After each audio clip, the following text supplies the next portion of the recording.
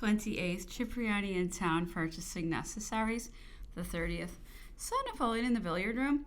After some expressions of his sentiments upon the hypocrisy of the governor, he directed me to bear the following message to him. Tell him that, in consequence of his conduct in having accepted the proposed intermediation of the admiral, declaring that he would charge the admiral with it, and afterwards doing nothing, I conceive him to be a man senza parola e senza fede. That he has broken his word with me, broken a compact which is held sacred by robbers and Bedouin Arabs, but not by the agents of the British ministers. Tell him that when a man has lost his word, he's lost everything which distinguishes the man from the brute. Tell him that he has forfeited that distinction and that I hold him to be inferior to the robber of the desert, independent, continued he, of his conduct with respect to the admiral. He has broken his word about the limits. He charged you to inform me that we were permitted to ride anywhere through the old bounds, and especially named the path by Miss Mason's. Now Gorgo went a few days ago and asked a question from the major at Hut's Gate, who told him that he could not pass, and that no change had been made in the orders by the governor. I now inform the emperor that since the time he alluded to, Sir Hudson Lowe had given directions to allow him, Napoleon, and any of his suite to pass by the road leading to Miss Mason's, but that they could not pass unless accompanied by him. Napoleon replied, then it is an unjust order and beyond his power to give. For by the paper which those generals have signed by order of his government, they bind themselves to undergo such restriction as it may be thought necessary to impose upon me, and not any more. Now this is a restriction not imposed upon me, and consequently cannot be inflicted upon them, and it's illegal. Napoleon directed me to say in addition that he had foreseen all along that the governors, having accepted the offer for an intermediation by means of the admiral, was a mere trick to gain time and to prevent a complaint from being sent home by the Orontes frigate, that in consequence of the offer having been accepted by Sir Hudson Lowe, Count Bertrand had discontinued writing a complaint intended to have been submitted to the Prince Regent and the government. That although it might have failed in producing any redress, still it would be satisfactory to know that the present ill treatment suffered by him was the act and order of the government, and not that of an inferior officer. Went to town to deliver this message. On my arrival, found that Sir Hudson Lowe had left it, conceiving that Napoleon might alter his mind, and finding that La Julia had arrived, bringing news from England, I did not proceed to Plantation House. Got some newspapers and returned to Longwood. Found Napoleon in a warm bath. His legs were swelled. On my recommending exercise, he said that he had some idea of asking the admiral to ride out with him, but was afraid that it might get him into a scrape with the governor. In one of the papers, there was a report that the sovereignty of Spanish South America had been offered to his brother Joseph. Joseph, said he, though he has beaucoup de talent et d'esprit, much talent and genius, is too good a man and too fond of amusement and literature to be a king. However, it would be great advantage to England, as you would have all the commerce of Spanish America. Joseph would not, and indeed could not, trade with either France or Spain for evident reasons, and South America could not do without importing immense quantities of European goods. By having me in your hands, you could always make advantageous terms with Joseph, who loves me sincerely and would do anything for me. The 31st, went to Plantation House and made known to Sir Hudson Lowe the message I was charged with, in as moderate language as circumstances would admit.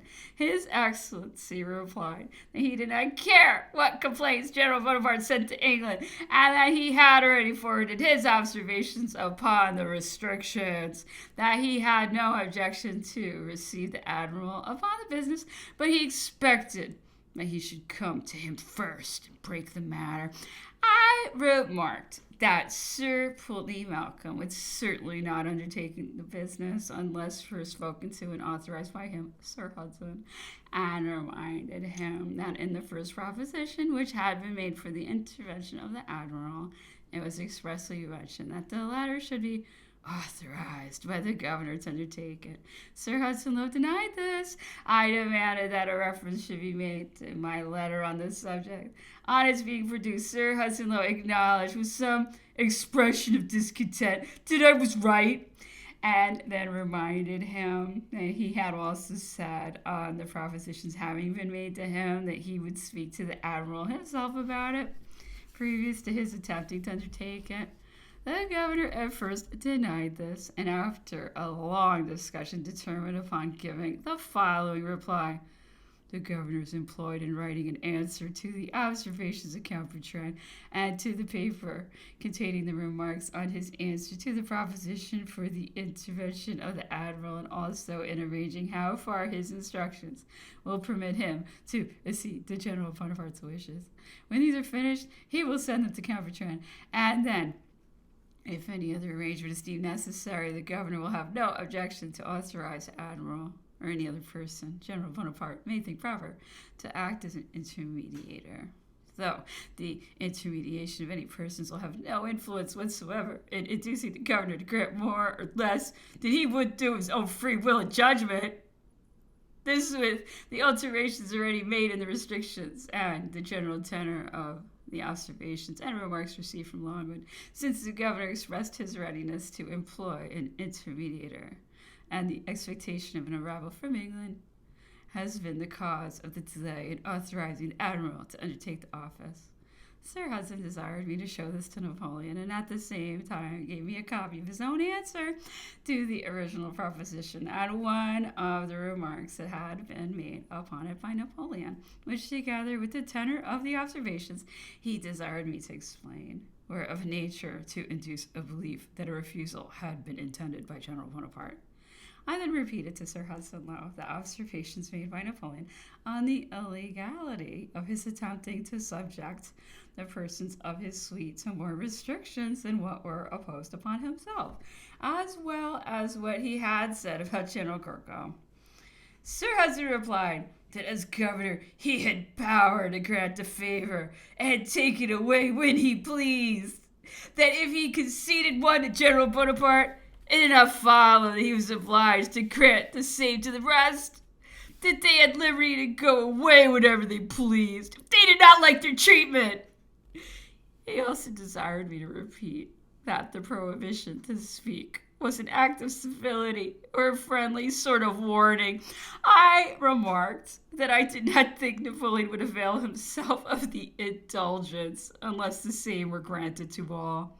His Excellency replied that he could not think of allowing General Bonaparte's officers to run about the country, telling lies of him, Sir Hudson, as Las and Montalon had done, by having shown letters to diverse persons, that General Bonaparte would be much better if he had not such liars as Montalon and such a blubbering, whining son of a bitch as Bertrand about him. I said that Napoleon had also remarked that it was impossible that all the restrictions could have been imposed in obedience to specific instructions from the ministers, as he had of his own power taken some of them off, which, had they been ordered by ministers, he could not have done without having first obtained their sanction, for which there had not been yet sufficient time. His Excellency appeared to be taken unawares, as he immediately replied, they were not ordered by ministers. There were no minute details given, either to me or to Sir George Cockburn. In fact, it is left entirely to my judgment, and I may take what measures I think proper, and indeed do as I like. I have been ordered to take particular care that he does not escape, and to prevent correspondence of any kind with him, except through me. The rest is left to myself. Admiral and Lady Malcolm, with Captain Meynell, had an interview at Longwood.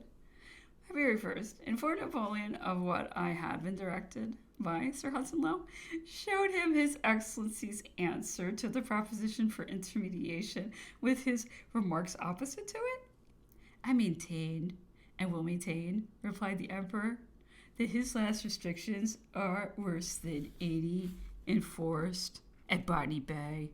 Because even there, it is not accepted to prohibit people from speaking.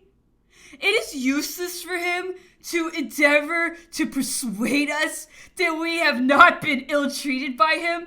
We are not simpletons or ordinary people. There is not a free-born man whose hair would not stand on end with horror on reading such an atrocious proceeding as that prohibition against speaking. His assertion that it was intended as a civility is a mockery and adds irony and insult to injury. I know well that if he really intended to grant anything, it is in his power to do so without a mediator. It was a mark of imbecility in him to have accepted the proposition, but having once accepted it, he ought not to have broken his word. Qualche volta lo credo una boja che venuto pur assassinarmi, ma è piuttosto un uomo incapace e senza cuore che non capisci il suo impicco. A few days ago, Count Bertrand sent a sealed letter to Captain Poppleton, directed to Sir Thomas Reed. As Captain Poppleton had orders to forward all sealed letters to the governor, he sent it to Plantation House, where it was opened by Sir Hudson Lowe and found to contain an open letter addressed to Bertrand's father, announcing the accouchement of Countess Bertrand, and a note to Sir Thomas requesting that it might be forwarded to Europe through the usual channels. In the letter were the words, "Nous écrivons à Monsieur de la Touche." We write to Monsieur de la Touche to give further information. Sir Hudson Lowe conceived that this was meant that they had written, and immediately wrote a letter to reprimand Count Bertrand, which was dispatched in haste by an orderly dragoon.